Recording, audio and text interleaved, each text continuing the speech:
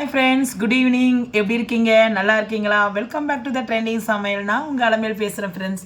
இப்போ Sunday evening ஆயிடுச்சு இல்லைங்களா? ஈவினிங் டைமில் செம்மையாக சூப்பராக ஒரு ஸ்வீட் செய்யலாங்களா?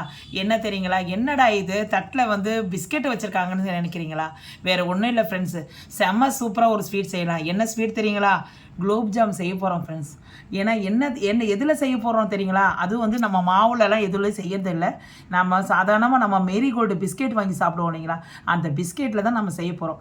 இது ஒரு வித்தியாசமாகவும் இருக்கும், நல்லா டேஸ்ட்டாகவும் இருக்கும், சுவையாகவும் இருக்கும். அது நீங்கள் இப்போ 1 by 1 இப்போ நீங்கள் வீடியோவில் நீங்கள் பார்த்து போகிறீங்க.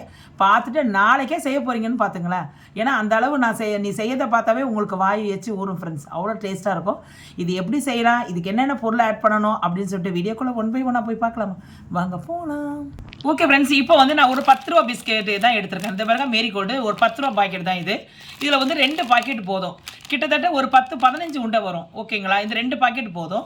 உங்களுக்கு அதிகமாக வீட்டில் இருக்கிறாங்க, ஃபேமிலியில் இருக்கிறாங்கன்னா கொஞ்சம் அதிகமாக வாங்கிக்கோங்க. இன்னும் ஒரு 2 பாக்கெட் கூட வாங்கிக்கோங்க. இந்த 2 பாக்கெட்டை வச்சு நான் உங்களுக்கு இந்த அளவு மெஷர்மெண்ட் எல்லாம், இதுக்கெல்லாம் எவ்வளோ சர்க்கரை எல்லாம் சேர்க்கணும்னு சொல்லிட்டு எல்லா மெஷர்மெண்ட்டும் கரெக்டாக சொல்கிறேன். நீங்கள் கரெக்டாக அதை ஃபாலோ பண்ணிக்கோங்க. பவுல் எடுத்துங்க ஃப்ரெண்ட்ஸ். இப்போ நம்ம இந்த பிஸ்கெட் இருக்கு இல்லைங்களா, இந்த சின்னதாக இதில் போட்டுருங்க. இதில் போட்டு நல்லா நல்லா நம்ம இதில் அரைச்சிக்கலாம், மையாக அரைச்சிக்கலாம். எல்லா பிஸ்கெட்டையும் நம்ம இதில் அப்படியே சின்னதாக பிட் பண்ணி போட்டுக்கலாம் ஃப்ரெண்ட்ஸ். நல்லா மஞ்சிருக்கு. எதுக்கும் நம்ம இதில் நம்ம அரைச்சிருக்கும் போது கொஞ்சம் சின்னதாக நம்ம அரையாததெல்லாம் இருக்கும், கொஞ்சம் கட்டியாக இருக்கும். அதனால் நம்ம இதை என்ன பண்ணலாம், சளிச்சிக்கலாம் ஃப்ரெண்ட்ஸ். இந்த மாதிரி ஒரு மாவு ஜல்லடை எடுத்துக்கோங்க. அதில் இதில் கொட்டிடுங்க. கொட்டிட்டு நல்லா ஜலிச்சிக்கலாம். இது நான் எதுக்கு உங்களுக்கு ஜலிக்கிறேன்னு சொன்னேன்னா, இப்போ விடுபட்டதெல்லாம் நம்ம அரைக்காத விடுபட்டிருக்கோம் இல்லைங்களா மிக்சியில், ஓரமாக எங்காவது இருந்துச்சுன்னா அது மேலே நின்றுடும். ஏன்னா நம்ம குலோப் ஜாம் பிடிக்கும் போது அது இது கட்டியாக இது உள்ளே நிற்கும்.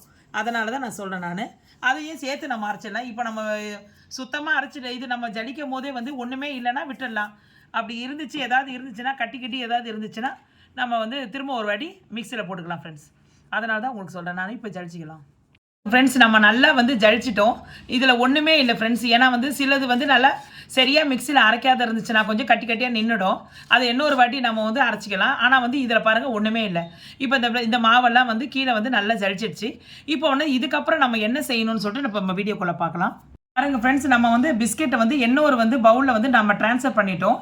இப்போ இதில் நம்ம என்ன ஊற்றி நம்ம மிக்ஸ் பண்ணணும்னா, இந்த பாருங்கள் பால், மில்க்கு, தண்ணி விடாத மில்க்குங்க. இது காய்ச்சி ஆற வச்ச பால் தான். கொஞ்சமாக ஊற்றி மிக்ஸ் பண்ணிக்கோங்க ஃப்ரெண்ட்ஸ். ஏன்னா இது பிஸ்கெட் தண்ணி ஆகிடக்கூடாது.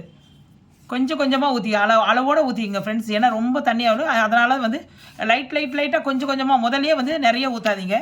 இப்போ பாருங்கள், இப்போ கொஞ்சம் ஊற்றிட்டேன்னா இப்போ பாருங்க இன்னும் கொஞ்சம் ஊற்றிக்கங்க. பால் இது ரொம்ப தேவைப்படாது இதுக்கு. இதை பாருங்கள், நான் எவ்வளோ ஊற்றுறேன் பாருங்கள். கொஞ்சமாக ஊற்றிக்குங்க. அப்போ தான் நம்ம உருண்டை பிடிக்க முடியும். நான் பால் அதிகமாக ஊற்றலை. எப்படி சொல்லிதுன்னா, இந்த பாருங்க எவ்வளோ, இந்த பாருங்க கட்டியாக இருக்குது பாருங்கள்.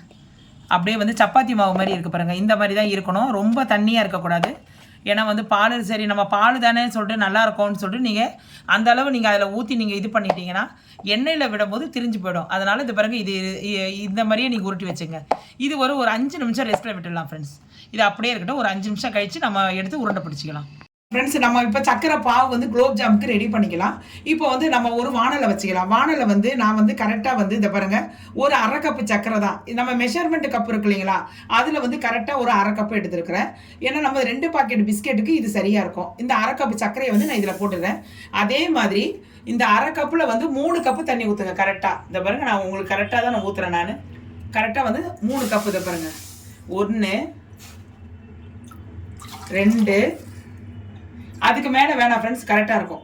3 கப்பு இது போதும் ஃப்ரெண்ட்ஸ். இது நல்லா நம்ம பாவு காசுற வரைக்கும் நல்லா காசலாம். இப்போ பாவு காசலாம். பாவு நல்லா கொதிச்சுட்டு இருக்கு. அந்த நேரத்தில் ஒரு 2 ஏலக்காய் நல்லா நூலாக அரைச்சி நான் இதில் போட்டுக்கலாம். இப்போ நல்லா பாகு வரட்டும் ஃப்ரெண்ட்ஸ். இப்போ 5 நிமிஷம் ஆயிடுச்சு. இப்போ நம்ம சின்ன உருண்டைகளை நம்ம உருட்டிக்கலாம். பாருங்க, கொஞ்சமாக எடுத்துங்க. இது பாருங்கள், மாவு எந்த அளவு இருக்குது பாருங்கள். நல்லா இது மாதிரி இருக்குது, கொழுக்கட்டை மாதிரி இருக்குது பாருங்கள்.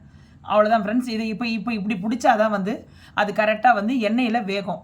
இல்லைனா நீங்கள் ரொம்ப கொஞ்சம் பால் மட்டும் கொஞ்சம் தண்ணியாக நீங்கள் இப்போ இதாகிடுச்சுன்னா நீங்கள் பிசைஞ்சிட்டிங்கன்னா ஆனால் அது திரிஞ்சு போய்டும் ஃப்ரெண்ட்ஸ். அதுக்கு தான் நான் குலோப் ஜாமுன் கொஞ்சம் கட்டியாக இருக்கணும். அதை பாருங்கள், எப்படி இருக்குது பாருங்கள். இந்த மாதிரி நீங்கள் உருண்டையாக உருட்டிக்கிங்க. அப்படியே வந்து கையால் இந்த இப்படி உருட்டி உருட்டிக்கிங்க.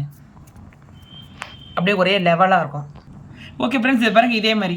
இதே மாதிரி உருட்டி எடுத்துங்க. எல்லாத்தையும் நான் உருட்டிட்டு ஒரு தட்டில் தனியாக வச்சுட்டு உங்களுக்கு நான் காட்டுறேன். இப்போ நல்லா நான் உருட்டிட்டேன் பாருங்கள்.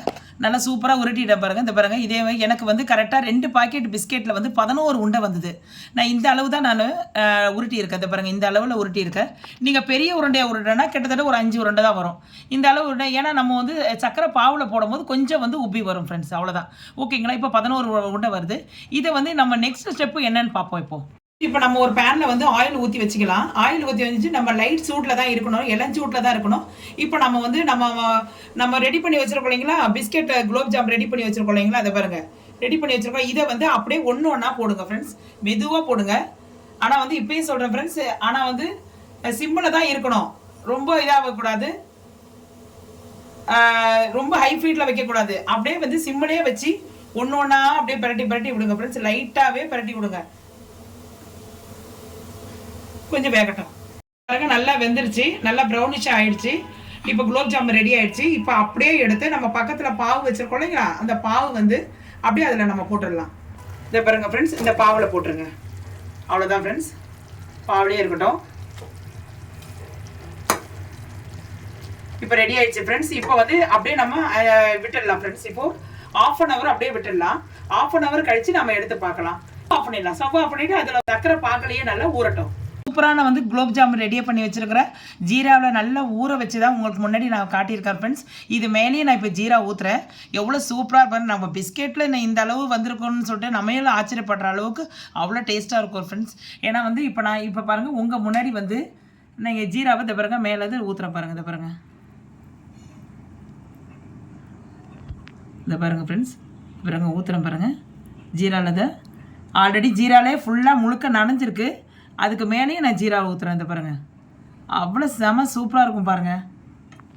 செம சூப்பராக இருக்குது. இதில் நான் ஒரு குலோப் ஜாமை எடுத்து நான் இது பண்ணி காட்டுறேங்க. ஓப்பன் பண்ணி இது எப்படி இருக்குதுன்னு நான் உங்கள்கிட்ட காட்டுறேன். இந்த பாருங்கள், ஒரு குலோப் ஜாமை எடுத்து உங்களுக்கு நான் ஓப்பன் பண்ணி காட்டுறேன். அது எப்படி வந்திருக்குதுன்னு பாருங்கள். செம சூப்பராக இருக்குது பாருங்கள் ஃப்ரெண்ட்ஸ். பாருங்கள் ஃப்ரெண்ட்ஸ், செம்ம சூப்பராக இருக்குது. இதை பாருங்கள், சாப்பிட்றதுக்கு அவ்வளோ அல்டிமேட்டாக இருக்கும் ஃப்ரெண்ட்ஸ். பக்கத்தில் பாருங்கள், நான் ஜீராவும் கீழேயும் ஊற்றிருக்கிறேன். அவ்வளோ அருமையாக இருக்கும். நீங்களும் இதை டேஸ்ட் பண்ணி பாருங்கள். இதில் நீங்களும் செஞ்சு பாருங்கள், எப்படி வந்திருக்குதுன்னு சொல்லிட்டு எனக்கு கமெண்ட் செக்ஷனில் சொல்லுங்கள் ஃப்ரெண்ட்ஸ். இந்த மாலை நேரத்தில் இந்த மாதிரி ஒரு குலோப் ஜாமுன் ஸ்வீட்டோடு நான் செஞ்சு காட்டியிருக்கிறேன். நீங்களும் வந்து நான் பிள்ளைங்க இப்போ எல்லாம் ஸ்கூல் முடிஞ்சு எல்லாம் வீட்டில் இருக்கும் போது இதை நீங்கள் ஒரு டிஷ்ஷாக செஞ்சு பிள்ளைங்களுக்கு நீங்கள் கொடுங்க, நீங்களும் சாப்பிடலாம் ஃப்ரெண்ட்ஸ். இப்போ யாராவது திடீர்னு கெஸ்ட்டு வந்துட்டால் கூட இதை நீங்கள் செஞ்சு கொடுக்கலாம். பிஸ்கெட்டு மட்டும் வாங்கிட்டு வந்துட்டு இதை வந்து வேலையே அதிகமே கிடையாது, உங்களுக்கே தெரியும். நீங்கள் வீடியோவில் எல்லாமே பார்த்துருப்பீங்க. ரொம்ப சிம்பிள் வேலை தான். ஜஸ்ட் ஒரு 50 மினிட்ஸில் ஆகிடும் ஃப்ரெண்ட்ஸ். இது அவ்வளோதான். இது வேலையே இதுக்கு அதிகமே கிடையாது. நம்ம மாவு வாங்கிட்டு குலோப் ஜாம் மாவு கூட இருக்குது, நம்ம கடையில் கூட வாங்கி செய்யலாம். ஆனால் நம்ம வந்து அதெல்லாம் எதுக்கு நம்ம பயன்படுத்தணும்? அவங்க எதில் போட்டு கெமிக்கல் போட்டு கலந்துருக்காங்களோ, நம்ம ஒரு சாதாரண பிஸ்கெட் வாங்கிட்டு வந்து நம்ம இதை செஞ்சு நம்ம இதை ஒன்று பார்க்கலாமேன்னு சொல்லிட்டு தான் உங்களுக்கு நான் சொல்கிறேன். நான் இந்த வீடியோ பிடிச்சிருக்கா பாருங்கள். பிடிச்சிருந்தா லைக் பண்ணுங்கள், ஷேர் பண்ணுங்கள், சப்ஸ்கிரைப் பண்ணுங்கள். மறக்காமல் பெல் ஐக்கானை கிளிக் பண்ண மறந்துடாதீங்க ஃப்ரெண்ட்ஸ். பக்கத்தில் ஒரு ஆல் என்ற ஆப்ஷன் இருந்துச்சுன்னா நான் டெய்லியும் போடுற மார்னிங் எப்படியும் எவ்ரி மார்னிங் வந்து 6 o'clock வந்து என்னுடைய வீடியோ வந்து அப்லோட் ஆகும். நீங்கள் அதை பார்த்து நீங்கள் ஒவ்வொரு நாளும் வீடியோ போடுறது நீங்கள் தெரிஞ்சுக்கலாம் ஃப்ரெண்ட்ஸ். புதுசாக பார்க்குற நண்பர்கள் யாராவது இருந்தால் சப்ஸ்கிரைப் பண்ண மறந்துடாதீங்க ஃப்ரெண்ட்ஸ். இது உங்கள் ஃபேமிலி நண்பர்கள் நீங்கள் ஷேர் பண்ணி விடுங்க. இதோட உங்களுடன் விடைபெறுவது உங்கள் அலமையில். இதோட நாளைக்கு ஒரு புது டிஷ்ஷோடு சந்திக்கிற வரை உங்களோட விடைபெறுகிறேன் ஃப்ரெண்ட்ஸ். ஓகே தென் பாய்.